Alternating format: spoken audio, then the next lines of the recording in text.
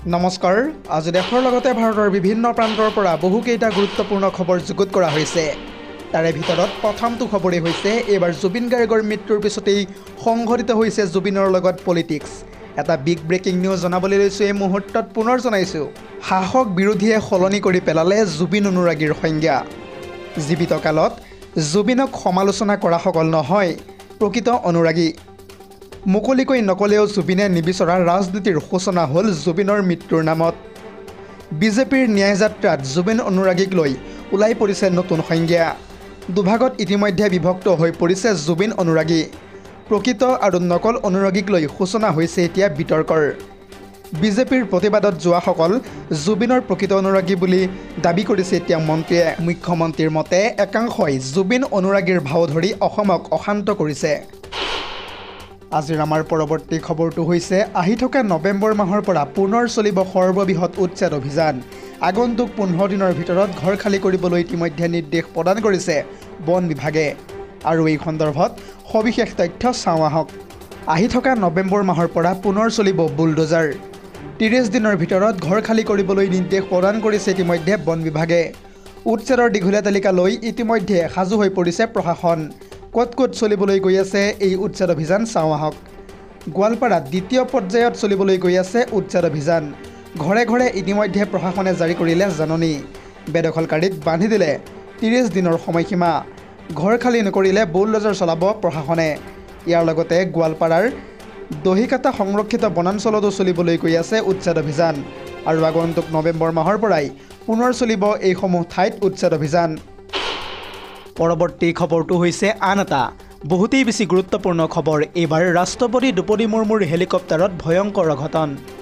অৱতৰণৰ সময়তে চকা সোমাই গ'ল হেলিপেডত। জানিব পৰা মতে নতুনকৈ নিৰ্মাণ কৰা হৈছিল সেই হেলিপেডটো। কথমপি প্ৰাণ ৰক্ষা পৰিছে দেশৰ ৰাষ্ট্ৰপতি তথা দ্ৰৌপদী মুৰ্মুৰ। কেৰেলাৰ সবৰিমালা ভ্ৰমণলৈ গৈছিল ৰাষ্ট্ৰপতিগৰাকী। আৰু এই ঘটনাটো যেতিয়া নেকি প্ৰমাদাম ষ্টেডিয়ামত দ্ৰৌপদী মুৰ্মুৰ হেলিকপ্টাৰখনে অৱতৰণ কৰে সেই অৱতৰণৰ সময়তে সংঘটিত হৈছে বুলি জানিব পৰা যায়। পৰৱৰ্তী খবৰটো হৈছে 2026 বৰ্ষৰ উচ্চতৰ মাধ্যমিকৰ চূড়ান্ত পৰীক্ষাত অৱতীৰ্ণ হ'বলগীয়া লাখ লাখ ছাত্ৰ ছাত্ৰীৰ বাবে লৈ আহিছোঁ এই মুহূৰ্তত এটা বিগ ব্ৰেকিং নিউজ। কাৰণ আজিৰে পৰা প্ৰপত্ৰ পূৰণৰ প্ৰক্ৰিয়া আৰম্ভ হ'ব। আগন্তুক 20 নৱেম্বৰৰ পূৰ্বে প্ৰপত্ৰ পূৰণৰ কাম সম্পূৰ্ণ কৰিব লাগিব সমূহ শিক্ষাৰ্থীয়ে।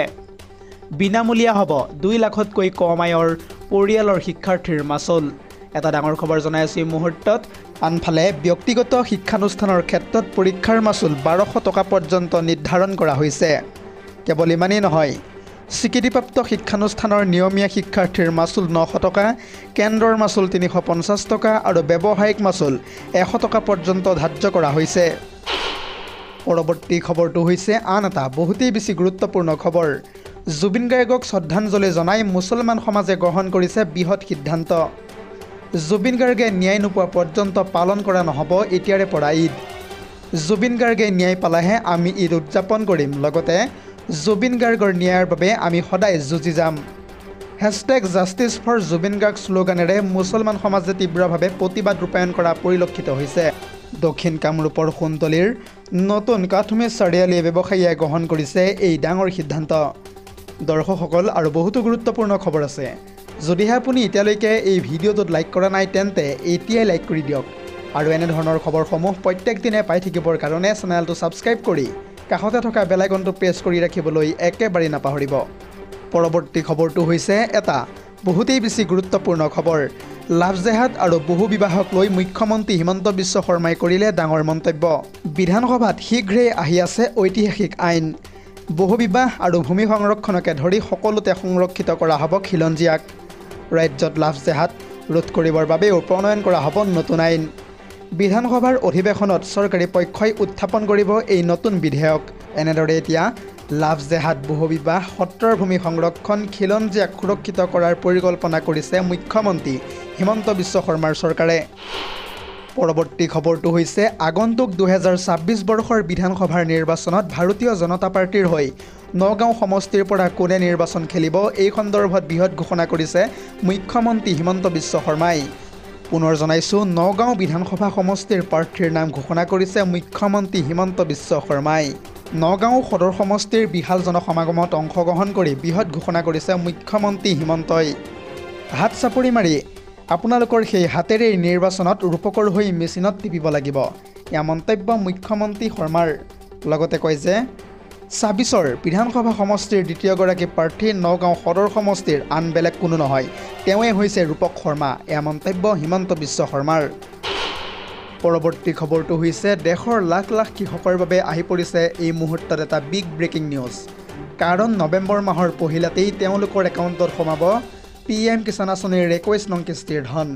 আৰু এই সন্দৰ্ভত সবিশেষ তথ্য চাওঁ আহক। এটা ডাঙৰ খবৰ জনাবলৈ লৈছোঁ এই মুহূৰ্তত PM কিষাণৰ ২১ নং কিস্তিৰ ধন পাবলৈ সাজু হওক আপুনি। দেশৰ লাখ লাখ কৃষকৰ বাবে আহি পৰিছে এই মুহূৰ্তত এটা ডাঙৰ খবৰ। ইতিমধ্যে ৪খন ৰাজ্যৰ কৃষকে লাভ কৰিলে PM কিষাণৰ ২১ নং কিস্তিৰ ধন।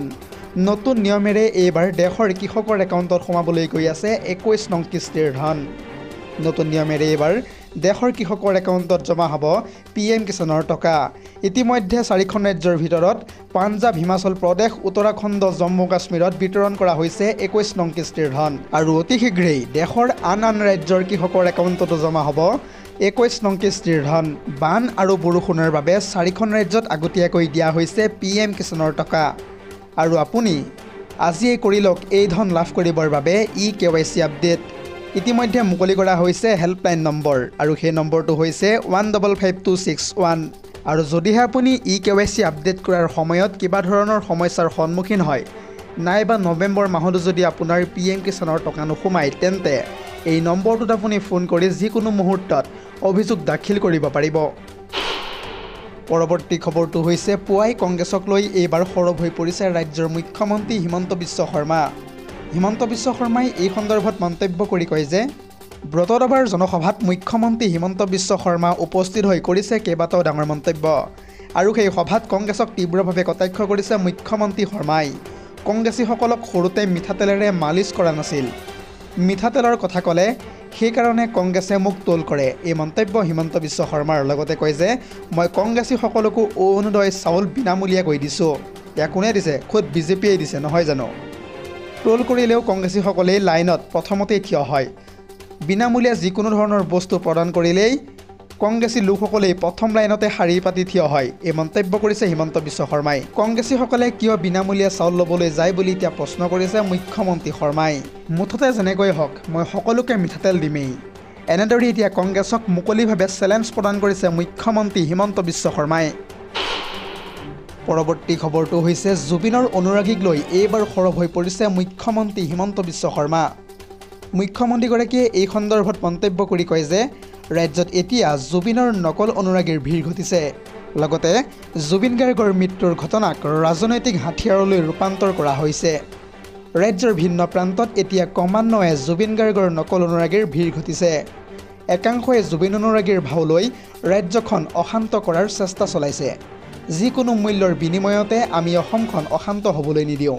আৰু এই মন্তব্য কৰিছে খোদ মুখ্যমন্ত্ৰী হিমন্ত বিশ্ব শৰ্মাই। লগতে কয় যে নকল অনুৰাগীৰ বিৰুদ্ধে জুবিনৰ প্ৰকৃত অনুৰাগীসকলক সংগঠিত কৰা হ'ব। জুবিনৰ অসমখন প্ৰাণৱন্ত আৰু জীৱন্ত কৰাৰ বাবে আমি ৰাজপথত নামিছোঁ।